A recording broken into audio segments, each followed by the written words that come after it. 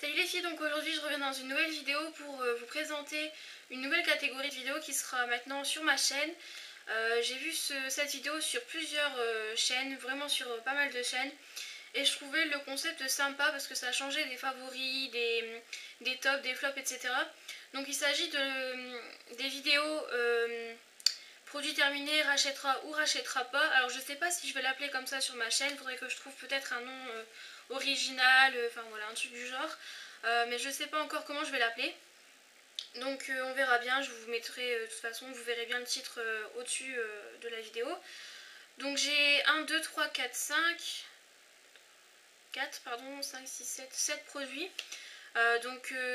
Sachant que je suis une personne qui a vraiment du mal à finir ses produits parce que j'en achète tout le temps, même quand je n'ai pas besoin j'en ai tout le temps, mais bon en ce moment je me suis vraiment calmée et donc je rachète des produits que quand j'en ai besoin en fait, donc voilà.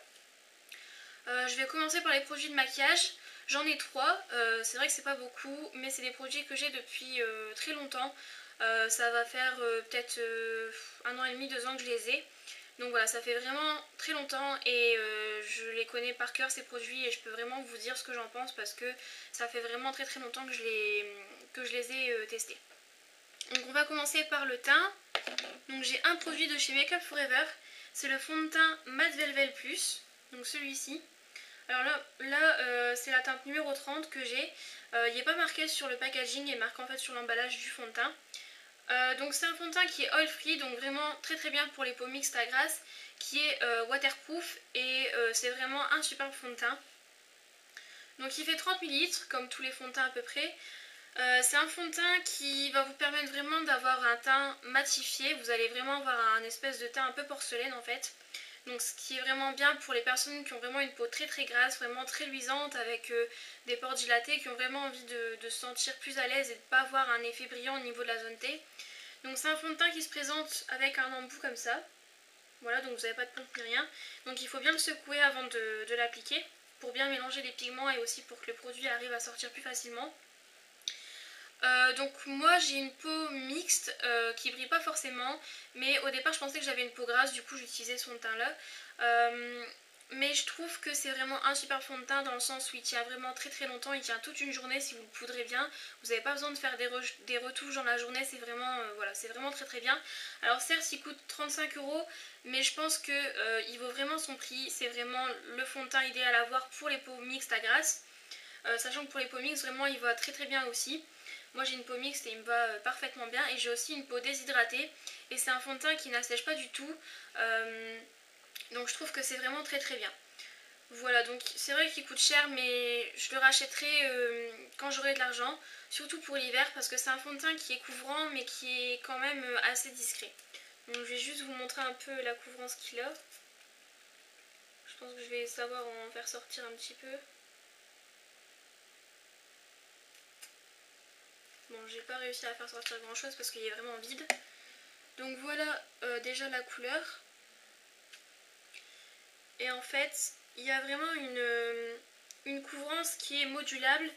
C'est déjà la première couche que vous appliquez. On a vraiment une couvrance qui est là mais qui reste quand même assez discrète. Alors je sais pas si vous verrez, on voit rien. Mais voilà, enfin tout ça pour vous dire que c'est vraiment un fond de teint qui est super bien. Je le rachèterai même s'il coûte assez cher. Ensuite au niveau des yeux, j'ai 2 produits et ce sera fini pour le make-up. Donc j'ai 2 produits de chez Urban Decay. J'ai le liquid liner, donc c'est un eyeliner liquide. Donc là c'est la couleur la couleur perversion, donc c'est le noir. Voilà. Alors cet eyeliner je l'aime pas beaucoup, voire pas du tout. Tout simplement parce que je trouve que les packaging chez Urban Decay sont vraiment très classe, très jolis, mais ils sont vraiment pas du tout pratiques. Déjà celui-ci il est sous forme d'encrier en fait, et c'est vraiment pas pratique parce qu'on perd énormément de produits. Donc il y a un petit pinceau qui est vraiment chiant aussi pour moi, donc c'est un pinceau qui est comme ça, voilà, donc qui est très fin. Donc je vais vous montrer vraiment la couleur, donc qui est vraiment très noir. Voilà. Alors ce que j'aime pas déjà rien qu'avec le pinceau, c'est que quand je l'applique donc en liner, je m'en mets partout dans les cils, sachant que j'ai pas des cils qui sont très longs. Mais je m'en fous vraiment partout. Faudrait mettre le pinceau comme ça pour pas s'en mettre dans l'œil, donc le tenir à la verticale. Voilà, donc moi je le tiens toujours à l'horizontale comme ça. Donc c'est vraiment une vraie galère pour l'appliquer. J'en avais entendu du bien par French Makeup et c'est pour ça que je l'avais acheté, et au final moi je l'aime pas du tout.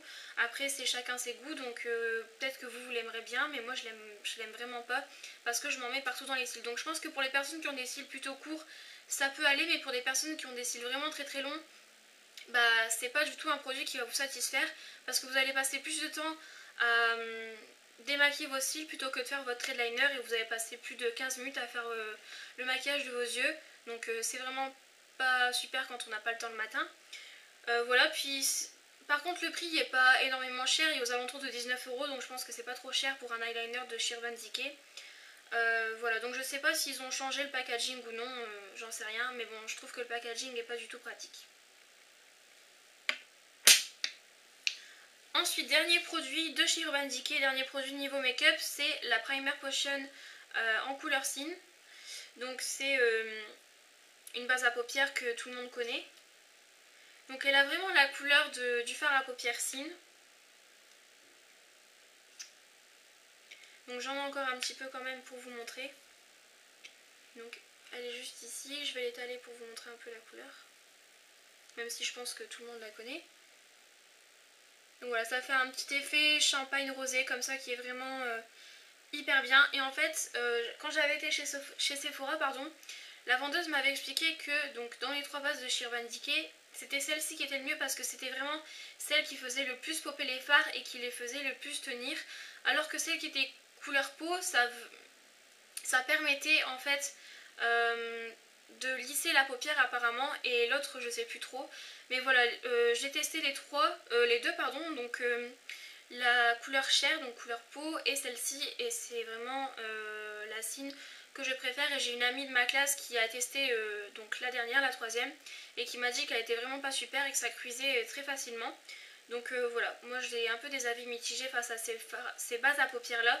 Donc la meilleure pour moi c'est celle-ci, donc c'est la Sin, et en plus elle tient vraiment très très bien franchement, et elle est vraiment très économique. Donc voilà, je rachèterai ce produit, en plus 19,90 €, je pense que j'ai utilisé pendant 1 an et demi, 2 ans, donc c'est vraiment très rentable.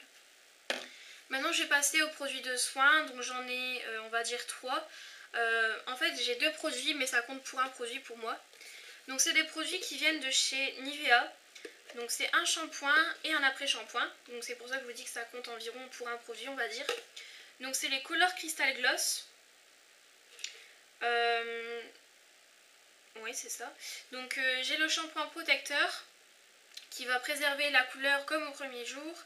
Et donc à l'intérieur il y a du cristal liquide et des filtres UV. Donc c'est pour les cheveux colorés ou méchés. Donc c'est celui-là.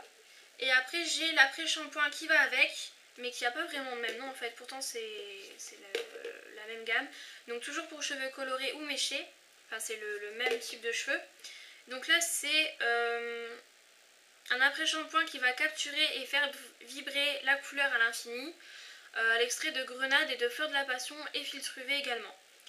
Donc ce que j'aime pas, déjà, alors moi je sais pas pourquoi mais ça m'énerve un peu, le shampoing fait 250 ml et l'après-shampoing 200 ml. Sachant que moi j'utilise pas beaucoup de shampoing parce que je fais des shampoings tous les jours vu que j'ai des cheveux très très gras, et j'utilise pas des shampoings qui sont adaptés aux cheveux gras mais pour les cheveux méchés. En plus j'ai des cheveux très très secs, donc si j'utilise des shampoings pour cheveux gras, ça me rend les pointes vraiment très sèches en fait, donc j'en utilise pas, je les lave tous les jours même si c'est pas très très bon pour les cheveux. Donc moi j'utilise la même quantité de shampoing que d'après-shampoing. Donc je trouve que c'est un peu injuste en fait d'avoir un après-shampoing de 200 ml et un shampoing de 250 ml. Voilà. Donc déjà ça m'énerve un petit peu, sachant que toutes les marques ne font pas ce genre de choses. Ensuite ils disent que ça fait vraiment vibrer la couleur, ça la fait briller, etc. Mais moi je trouve que non. Donc voilà, je trouve que le shampoing est bien parce qu'il lave bien les cheveux, on sent que les cheveux sont vraiment doux donc c'est agréable, mais je trouve pas qu'il y a vraiment de la brillance qui est là et qui fait vraiment briller les cheveux.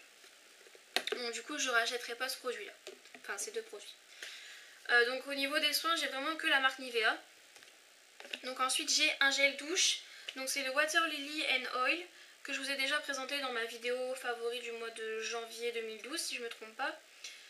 Donc c'est un gel douche aux perles d'huile nourrissante et qui sent en fait la lisse d'eau. Donc c'est le fameux gel douche qui a des petites perles d'huile nourrissante en fait, je sais pas si vous allez le voir. Il y en a quelques-unes ici. Voilà, donc c'est des petites billes jaunes qui sont là. Donc c'est un gel douche que j'adore, franchement. Je trouve que l'odeur est vraiment très agréable, ça fait vraiment une odeur très printanière, très estivale. Donc j'aime beaucoup. Enfin ça fait un peu rappeler l'été en fait. Voilà. Donc celui-ci fait 250 ml. Et je l'ai déjà racheté parce que c'est vraiment un produit que j'adore. Je trouve qu'il hydrate un petit peu la peau sans qu'on ait besoin de mettre de crème ou autre. Donc je trouve ça très sympa. Voilà, c'est vraiment un de mes produits favoris depuis presque 1 an et demi, 2 ans, encore une fois je pense. Et je l'ai racheté il n'y a pas longtemps parce que c'est vraiment un produit que j'adore. Mais je l'ai toujours pas entamé. Et ensuite dernier produit, donc c'est toujours de chez Nivea. Donc là c'est la gamme Nivea Visage.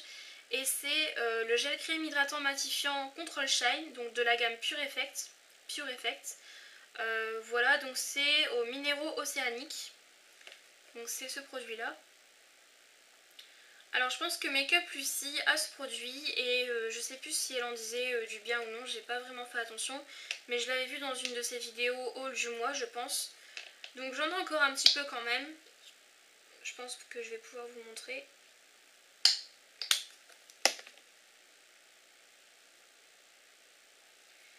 Donc c'est une texture plutôt... moi je trouve qu'il est plus crémeux que gel en fait. Enfin je trouve pas que ce soit un gel en fait. Enfin voilà. Donc quand vous l'étalez en fait c'est vraiment très léger. Donc c'est une crème qui est très légère. Et je trouve que c'est vraiment agréable pour les peaux grasses. Le seul hic, déjà l'odeur je trouve que c'est un peu saoulant. Parce que à chaque fois que j'achète des crèmes qui sont pour les peaux mixtes à grasse ou qui sont des crèmes matifiantes, je trouve que l'odeur c'est toujours la même chose. On a tout le temps l'impression d'utiliser les mêmes produits. Donc ça me gave un peu. En plus je trouve que la crème est pas assez hydratante et pas matifiante du tout. Donc du coup j'aime pas du tout ce produit. Après sur d'autres peaux ça peut faire un effet qui sont différents que sur ma peau à moi. Mais sur ma peau à moi pourtant j'ai une peau mixte. Je trouve qu'elle est pas du tout matifiante.